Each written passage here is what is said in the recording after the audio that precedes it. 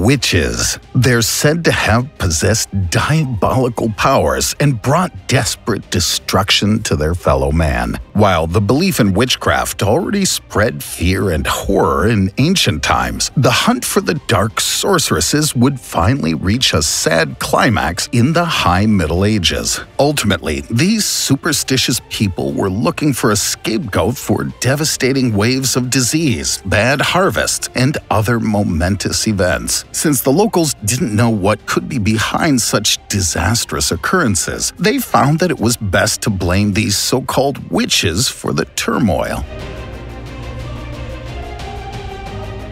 In order to put an end to the disasters that were occurring, countless citizens were to be accused of witchcraft between the years 1300 and 1750, and they were brutally executed. According to current estimates, 60,000 people were victims of the witch hunts in Europe alone during this period, with around 80% of all executed people being women. Today, we'd like to take a closer look at this dark chapter in human history.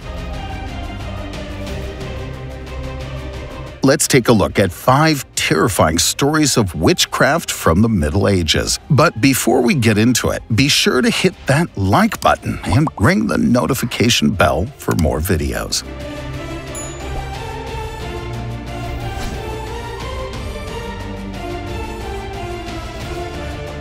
Agnes Sampson.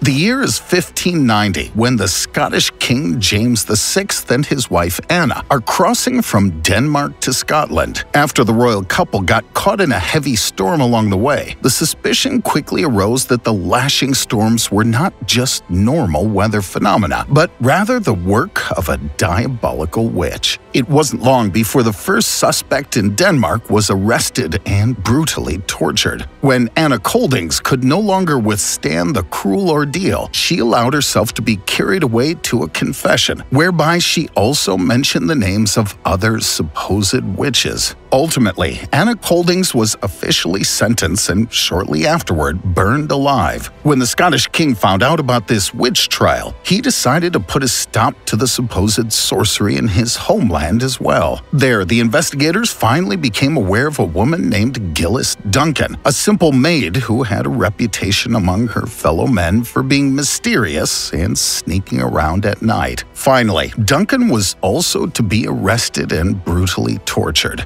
As is so often the case, Gillis decided to make a confession to put an end to the hellish pain. She also mentioned the name of an accomplice who's said to be the oldest witch in all of Scotland, Agnes Sampson. Of course, those responsible didn't hesitate long and immediately took the elderly woman into custody. The pitiful suspect's head was then squeezed with a rope, while her skull was shaved and her body was searched for the devil's paintings. The further tortures quickly led Agnes, in her sheer fear, to confess to everything that she was accused of doing. Thus, she admitted that she had conjured up severe storms to prevent the king and his wife from returning to Scotland. She's also said to have made plans to hex the ruler. Agnes Sampson was burned at the stake on January 28, 1591. Legend has it that the supposed witch's restless spirit still haunts Holyrood Palace.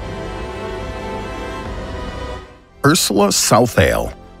To this day, we don't know whether Ursula Southle really existed. There's no historical evidence that could conclusively prove the true existence of the mysterious hermit. However, many contemporary narratives suggest that the witch and supposed fortune teller was up to mischief in England almost 500 years ago. Legend has it that Ursula, also known as Mother Shipton, was born in a remote cave. Because of her hideous appearance, she's said to have been largely feared and avoided by the rest of the locals. In fact, Mother Shipton is said to have been so disfigured that many believed she was a direct descendant of the devil. In addition to her striking appearance, it was, above all, the countless predictions that made Ursula the focus of numerous myths and stories. More specifically, she's said to have precisely predicted a number of historical events, including the Great Plague of London and the execution of the Scottish Queen Maelyn. Mary, Queen of Scots. By all means, it seemed as though this woman had some sort of bizarre insight into the world around her. Ursula Southle did not fall victim to the merciless witch hunt, but died of natural causes around 1561. Allegedly, it was Mother Shipton's maid Joanne Waller who wrote down her mistress's predictions and circulated them after her death.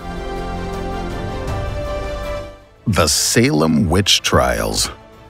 The legendary Salem witch trials are said to have taken place during the climax of the witch hunts on North American soil. As part of the countless, sometimes completely unfounded allegations, 20 suspects were killed, 55 people tortured into giving false testimony, and 150 people were arrested, with around 200 other citizens being accused of witchcraft. In fact, the wave of merciless lawsuits soon spilled over the borders of the eponymous community and reached numerous other localities in New England. But what had happened? In the late 17th century, the preacher Samuel Parris was appointed leader of the Salem Church.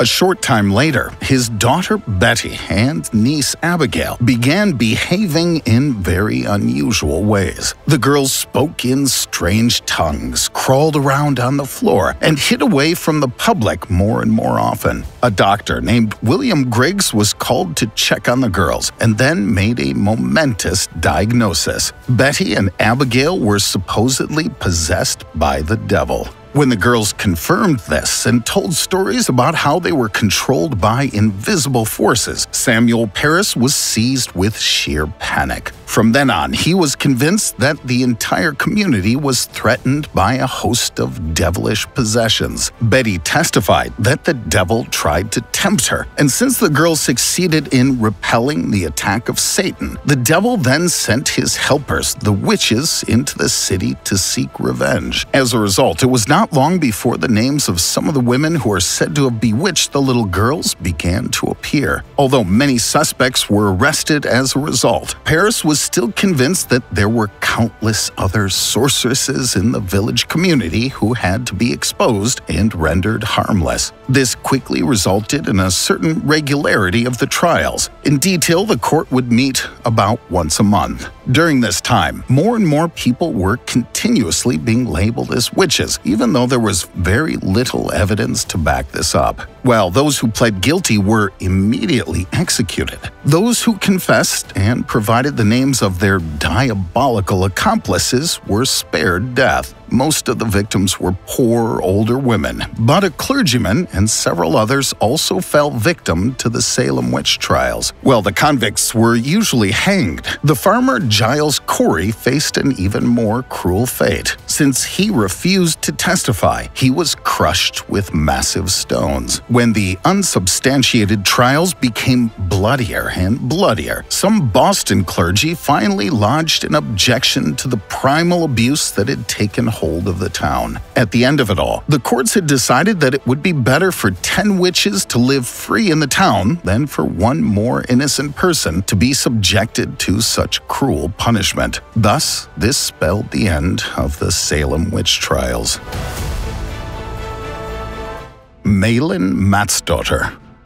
While the witch trials raged like a deadly fire in many European countries, only a handful of citizens in Sweden were accused of dark magic and burned at the stake. The moving story of Maelyn Matsdaughter shows that these individual cases were no less brutal than elsewhere. Sadly, it was Maelyn's own daughters who sealed their mother's merciless fate. The two stated that they were kidnapped by Maelyn and then taken to a satanic mass. At that time, in 1676, the country was already looking back on a great wave of brutal witch hunts. As already mentioned, the special thing about this story is the fact that Maelyn Matsdaughter was one of the few victims to be burned alive in Sweden. For the most part, Sweden remained a relatively peaceful country during the witch trials. Usually, the convicted witches were beheaded or hanged before their lifeless bodies were given over to the fire. According to contemporary contemporary reports, it was Maelyn's strong willpower that ultimately led to her brutal execution. According to history, the woman refused to admit to any of the crimes she had been accused of. Instead, she insisted on her innocence and refused to make amends with her daughters before her execution. Instead, she's said to have placed a terrible curse on her traitorous children. When the flames ate their way into Maelyn's flesh, she's said not to have screamed or shown any other sign of pain. To the superstitious residents, this was further evidence that the witch had made a pact with the devil. In reality, her daughters knew the truth about what they'd done, knowing without a doubt that their mother was not a witch. After she was slain, this would lead to the end of the witch trials in Sweden, and as far as we know, no one else lost their lives on the grounds of being a supposed witch.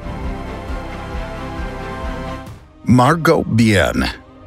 In total, around 250 people lost their lives during the witch persecution in Fulda. One of the first citizens to be accused and arrested took place in 1603, when Margot Bien was suspected of witchcraft. After Margot was taken into custody by her persecutors, she was not locked in a conventional prison cell, but in a dog cage that was much too small for her. When her husband Blasius learned of the cynical nature of the imprisonment, he sued the Reich Chamber of Commerce in Speyer in order to obtain better conditions for his wife. Since Margot was pregnant at the time of her arrest, she was initially assured, in accordance with the law, that she would not be tortured. Throughout the course of the witch trial, however, Margot's pregnancy was supposed to provide further alleged evidence that the woman had entered into a covenant with the devil. Since Margot's marriage had been childless for 14 years, the prosecutors could only explain the suspect's current pregnancy as the work of Satan. In essence, they believed that she had become pregnant with the devil's baby.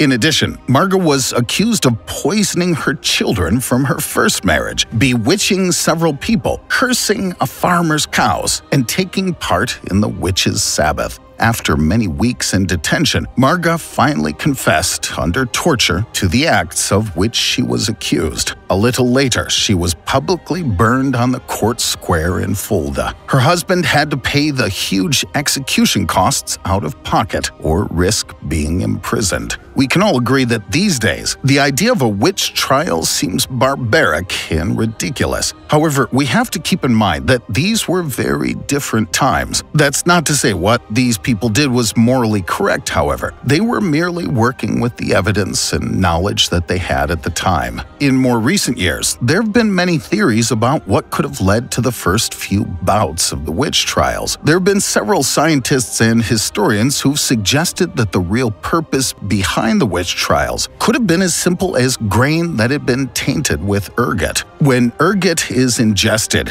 it can produce similar effects to a psychedelic. While under the influence of this, people may have hallucinated that certain people were, in fact, witches. However, while this may explain a handful of occurrences, this doesn't explain why witch trials took place all around the world. It also doesn't explain how the trials and reports of witchcraft could have lived on for several decades. While a single harvest of grain that was tainted with ergot may have lasted for a few months or even more than a year, it certainly doesn't explain why these people were so dead set on convicting people of witchcraft for nearly 100 years. In the end, we really have no idea what spurred the witchcraft movement or what ultimately led to its end. As far as we can tell, the witch hunt ended as quickly as it had begun, with no direct cause or reasoning behind it. At the end of the day, we should all just be thankful that witch hunts tapered out when they did, and that no more innocent people were injured. Let's just hope a bizarre occurrence like this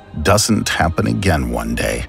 What do you think of these cruel stories? Let us know your thoughts on today's video in the comments, and subscribe to our channel and click the notification bell to stay up to date and be alerted each time we upload a new video. Thank you for watching. Take care and see you next time.